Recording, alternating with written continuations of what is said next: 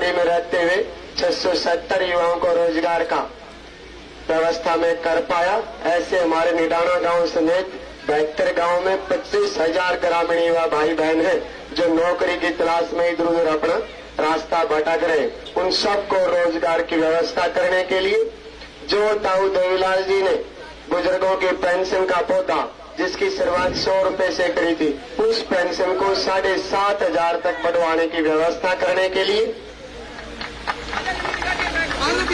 हमारी माताएं बहनें जिसके घर में और कोई बच्चा रोजगार लायक नहीं है, कमाने वाला नहीं है, उनको 1 से 1.5 लाख रुपए का कोई साधन की व्यवस्था करवा के ताकि वो अपने घर में मान सम्मान से अपने बच्चों की पढ़ाई अच्छे ढंग से करवा पाए, उसकी व्यवस्था करने के लिए हर महिला को 1100 रुपए हर महीना मासिक सम्मान भत्ता, ताकि हमारे घर में बहन बुआ आए सीधा कोथली देना पड़े तो उन्होंने मेरी माताओं बहनों को किसी के सामने हाथ फैला के किसी की तरफ ना देखना पड़े।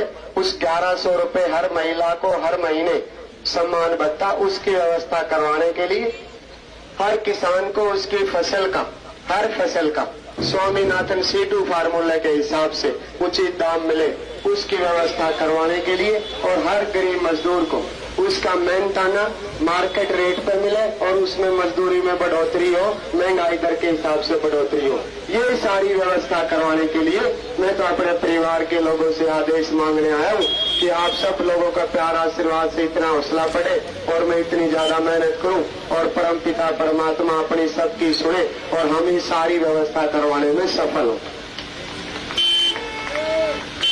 क्योंकि मेरे परिवार के लोग इतने समझदार, एक तरफ 25,000 बेरोजगार युवा भाई बहन किसान का मेरा वर्ग मेरी माताएं बहनें चुनाव लड़ रही, दूसरी तरफ 2 ऐसे भारी उम्मीदवार आपके बीच में जो थोपे हुए चुनाव लड़ रहे हैं जिनको ना तो अपने 72 गांव के नाम का पता, ना आपकी समस्या का पता और ना समाधान का पता। मैं बत्ता खेड़ा में परसों 5 बजे रात शाम के 5 बजे मैं ऐसे जनसभा को संबोधित कर रहा था, वो एक ताऊ बड़ी स्पीड से मेरी तरफ आया भागे हुआ।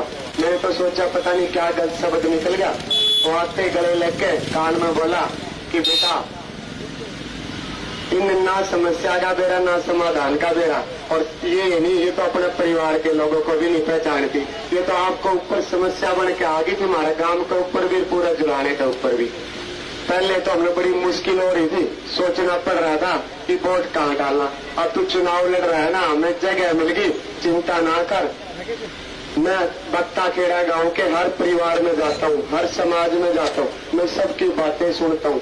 170 परिवार तो ऐसे हैं जिनके घरों के बच्चे आपको अपना आदर्श मानते हैं, उनका आप समय समय पर हौसला बढ़ाने का काम करते हो।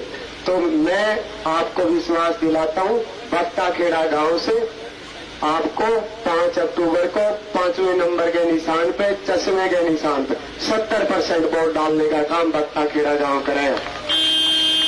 तो आप बत्ता खेड़ा ताऊ की बात याद रखोगे, उस संकट में यहाँ पे जुलाने की जनता से काट कर बलाली भेज दोगे कि जुलाने वाला ने ठेका ले रखा संकट का, पक्की बात है। तो इस बार 2 पार्टी, एक पार्टी बीजेपी पार्टी, जिसने तो चुनाव की घोषणा होते ही उनके दिमाग में बैठा हुआ कि जुलाना की सीट कभी जीत ही नहीं सकते, अपनी हार मान ली। उसके हजारों कार्यकर्ता, उन्हें बड़ी मुश्किल से कोई भाई मिला था कि भाई जो उनकी पर्ची पकड़ लेगा, उनके बच्चा के लिए रोजगार का काम करवा देता, रातों को फोन करके उनके बच्चों की फोन करके अधिकारियों से उनकी समस्या का समाधान करवा देता था। एक दिन तो 11:05 पर लजवाना की ताई का फोन आया था कि बेटा आधा घंटा हो गया हमारा पानी की लाइट जा रही। मैंने 80 से फोन करके 10 मिनट में शुरू करवाई तो ताई ने बड़ी दुआएं दी, और आज उन दुआओं के कारण दोबारा आपके बीच में फिर चुनाव लड़ने आपके बीच में आया हूँ।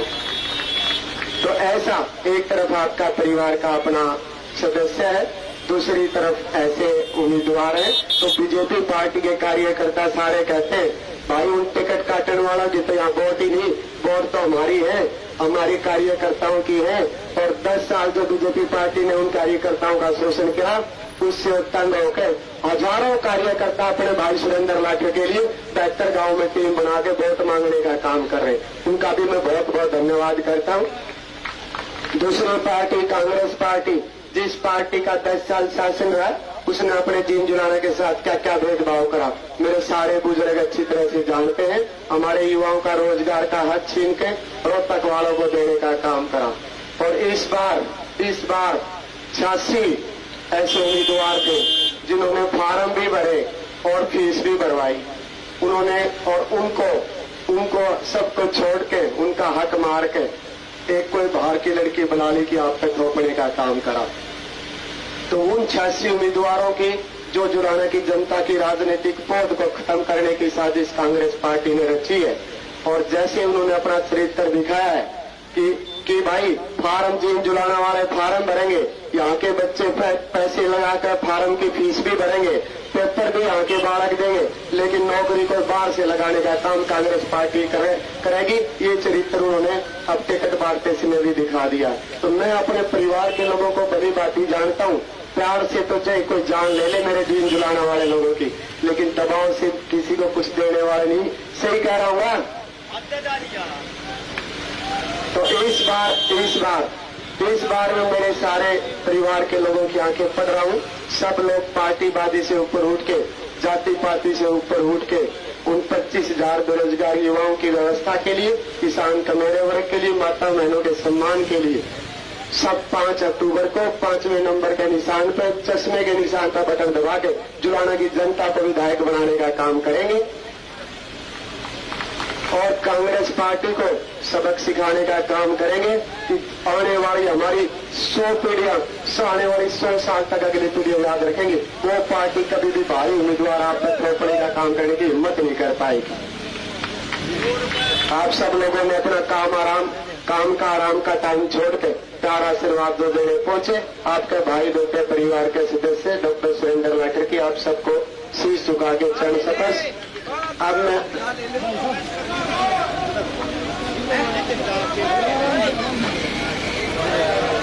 मैं आदरणीय चौधरी अभय सिंह चौटाला जी से प्रार्थना करूंगा वो हमारे परिवार के लोगों का हौसला बढ़ाए ताकि 5 तारीख को हम जुलाना की जनता को जिताने का काम करें।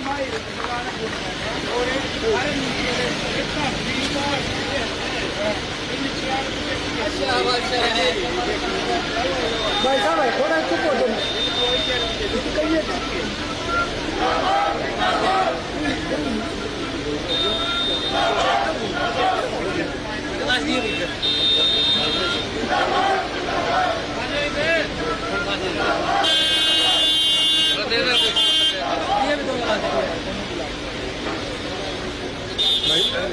आदर और सम्मान के योग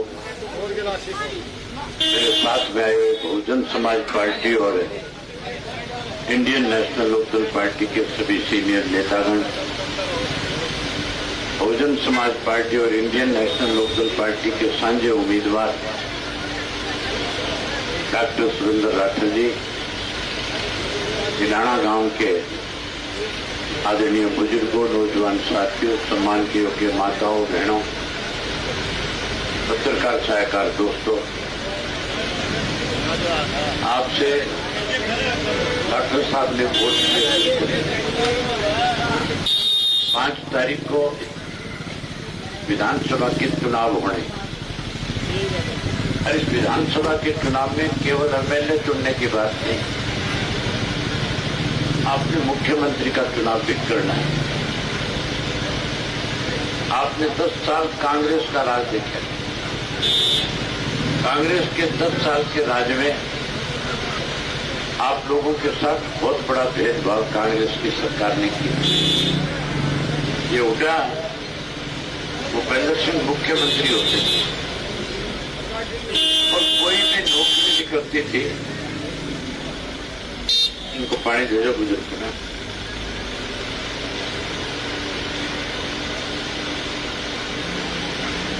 कोई नौकरी नहीं करती थी तो वो केवल रोहतक तक सिमट करके रह जाती।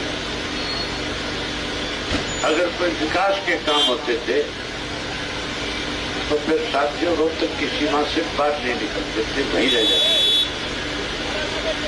जहां 10 साल कांग्रेस ने भेदभाव किया, वहीं अब 10 साल हो गए बीजेपी का राज बने। बीजेपी के राज में तो झूठ और लूट दोनों चीजें बहुत बड़ी हैं। हालत ऐसी रही कि बीजेपी के नेता झूठ बोल के वोट तो ले गए हमारे, राज बना गए, लेकिन फिर झूठे वायदों को पूरा करने के बजाय हमारे साथ नए नए ऐसे फैसले लेकर के लोगों को परेशान किया। आप याद करो, नरेंद्र मोदी जी कहते थे मेरा राज बन गया तो 15-15 लाख रुपए सबके खाते में डाल दूंगा। ये बात मोदी ने कही, झूठ नहीं कही। मैं पूरे हरियाणा प्रदेश के एक गांव में जाके आया। पिछले 2 साल से लगातार मैंने परिवर्तन यात्रा के दौरान 2000 से ज्यादा गांव में गया। हर गांव में मैंने खुद करके पूछा कि मोदी ने जो 15 लाख का वायदा किया था कोई एक पैसा मिला किसी गांव में? सबका एक ही जवाब था, हमारे तो खाते में से काट ले गया, दिया नहीं। हमारे गांव में आया कि कोई 15 लाख, एक पैसा भी नहीं। स्वामीनाथन की रिपोर्ट लागू करने की बात कह रहे थे, 3 काले कानून बना दिए और 13 महीने लगातार आप लोगों को सड़कों पे बैठ करके उन 3 काले कानूनों को खत्म कराने के लिए लड़ाई लड़नी पड़ी। 750 से ज्यादा किसानों ने अपनी शहादत दी थी, तब जाकर के 3 काले कानून वापिस हुए। एक समय ऐसा भी आया था, मैं भी अपना इस्तीफा दे करके किसानों के साथ जाकर के खड़ा हो गया। ये कांग्रेसी कहते थे कि हम किसानों के साथ हैं, लेकिन जब उन्होंने कहा इस्तीफा दे के आओ तो ये सारे पीठ दिखा के थे, कोई नहीं कुछ करता। अगर इस्तीफा दिया और उनकी लड़ाई लड़ी तो मैं अकेला एमएलए था विधानसभा में अपनी पार्टी का। मैंने अपनी राजनीति दांव पे लगा करके किसान की लड़ाई लड़ने का काम किया। भाई ये भी वायदा किया था कि 2 करोड़ बच्चों को नौकरी देंगे, माताओं बहनों की वोट भी झूठ बोल के लेकर। तो क्या था, तुम्हें गैस का चूल्हा घर घर पहुंचा देगा, गैस का सिलेंडर मुफ्त देगा। गैस का सिलेंडर मुफ्त में मिला, पैसे लगते हैं, पैसे लगते हैं। कितने पैसे लगे? 1200 रुपये लगते हैं। चौटाला साहब मुख्यमंत्री थे, 250 रुपये में मिला करता था गैस का सिलेंडर और गांव गांव में फेरी लगा के बेच के जाया करते थे। कांग्रेस ने गैस के सिलेंडर महंगे किए और बीजेपी ने तो सारे रिकॉर्ड ही तोड़ दिए। उसके साथ महंगाई बढ़ गई, भ्रष्टाचार बढ़ गया, कानून व्यवस्था खत्म हो गई, अपराध बढ़ गए, नशा बढ़ गया और पढ़े लिखे नौजवान की नौकरी और रोजगार खत्म हो गया। एक चौटाला साहब का राज था 5 साल का। उस 5 साल के दौरान आप जो भी कोई खेतों के कच्चे रास्ते वो सड़क में तब्दील हो गए, सड़कों का जाल बिछा दिया। कच्चे रास्ते पक्के करे थे कि नहीं करते सारे। और उसके साथ साथ पीने के पानी की व्यवस्था करी, वाटर वर्क्स बनाए, बिजली आपको पूरी मिले इसके लिए सब स्टेशन बनाए, स्कूल अपग्रेड करे, गांव में अस्पताल बनाए और विकास का काम ज्यादा हो विकास के, इसके लिए सरकार आपके द्वार कार्यक्रम के तहत लाखों करोड़ रुपए के गांव को देने का काम किया। अब समय आ गया बदलने का, अब अपने पराये की पहचान करने। कांग्रेस का बीजेपी का जो उम्मीदवार है उनका तो आप लोगों से कोई सरोकार ही नहीं है, वो तो आपसे कभी मिले भी नहीं। बीजेपी वाले को कभी देखे आपने अपने गांव में? कभी देखे किसी ने अपने गांव में बीजेपी वाले? पलवल का रहने वाला है, यहां से टिकट लेकर के चुनाव लड़। और ये गीता जो है, ये गीता क्या दिनेश जो है, इसका बाप इसका तो ससुर है मेरे ख्याल, काफी टाइम पहले यहां से चला गया, फिर खुदा रहने लग गया। और वो तो अपने नाम के पीछे राखी भी नहीं लिखती, फोगाट की लिखा है, कौन लिखा है? फिर आप समझ में जिनको इतनी समझ नहीं है कि परिवार में अपनी सोच का नाम किसके साथ लिखा जाता है, ये समझने की जरूरत है। लाखों साल तो आपके बीच में सरकारी नौकरी में रहते रहे, आपकी सेवा करते रहे या नहीं करते रहे आपकी सेवा? तो फिर अपने सेवक को जिताओ। जब इसको जिताओगे, डॉक्टर साहब को जिताओगे, तो फिर Indian national Lokdal party, Bahujan Samaj party का राज बनेगा। बनेगा कि नहीं बनेगा राष्ट्र में? तो अपना राज बनाओ, एक एक वोट डालो, बाकी सारी बातें आपके साथ 25 तारीख कल करेंगे। कल कुचाना के अंदर बहुत बड़ा जलसा रखा है, चौधरी देवीलाल जी की जयंती है, आप सब लोग आना, उसमें आ जाओगे सारे। कोई साधन भोजन तय कर रखे हैं? ठीक, आइए।